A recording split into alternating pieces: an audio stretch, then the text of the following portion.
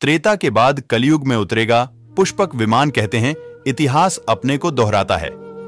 शास्त्रों और वेद पुराणों के पन्नों में दर्ज एक त्रेता युग की एक घटना को कलयुग में दोहराने की तैयारी की जा रही है।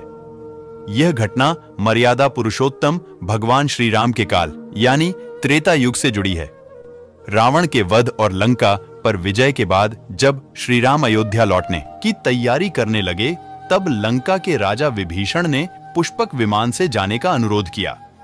प्रभु ने उनके आग्रह को स्वीकार किया और पुष्पक विमान से अयोध्या पहुंचे। दिलचस्प है कि भगवान श्री राम की नगरी अयोध्या में त्रेता युग के बाद अब कलयुग में विमान उतारने और उड़ाने की तैयारी की जा रही है। पिता के वचन को पूरा करने के लिए मर्यादा पुरुषोत्तम श्री राम ने 14 वर्षों के लिए वन गमन किया।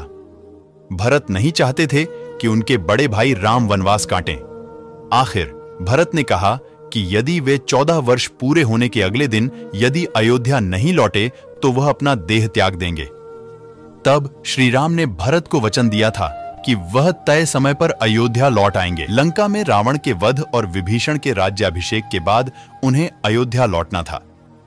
जिस दिन श्री राम अयोध्या के लिए कूच करने वाले थे, उसी दिन वनवास खत्म हो रहा था। वह पैदल तय समय पर अयोध्या नहीं पहुंच सकते थे, इसलिए उन्होंने महाराज विभीषण का आग्रह स्वीकार किया और पुष्पक विमान से अयोध्या की धरती पर उतरे। वाल्मीकि रामायण के अनुसार पुष्पक विमान मोर जैसी आकृति का आकाशचारी विमान था, जो अग्निवायु की समन्वयी ऊर्जा से चलता था। इसकी गति तीव्र थी और चालक की इच्छानुसार इसे किसी भी दिशा में गतिशील रखा जा सकता था। इसे छोटा बड़ा भी किया जा सकता था। यह सभी ऋतुओं में आरामदायक यानी वातानुकूलित था। इसमें स्वर्णखंभ मणि निर्मित दरवाजे, मणि स्वर्णमय सीढ़ियां, वेदियां, आसन, गुप्त गृह, अट्टालिकाएं, कैबिन तथा नीलम से निर्मित सिंहासन, कुर्सियां थे। अनेक प्रकार के चित्र एवं जालियों से यह सुसज्जित था। यह दिन और रात दोनों समय गतिमान रहने में समर्थ था। त्रेता युग में श्रीलंका पर विजय पताका फहराने के बाद प्रभु श्री राम रावण के पुष्पक विमान से अयोध्या लौटे थे।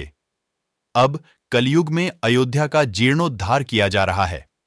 प्रभु श्री राम के भव्य मंदिर का उद्घाटन 22 जनवरी को पुष्पक विमान लैंड कर जाएगा।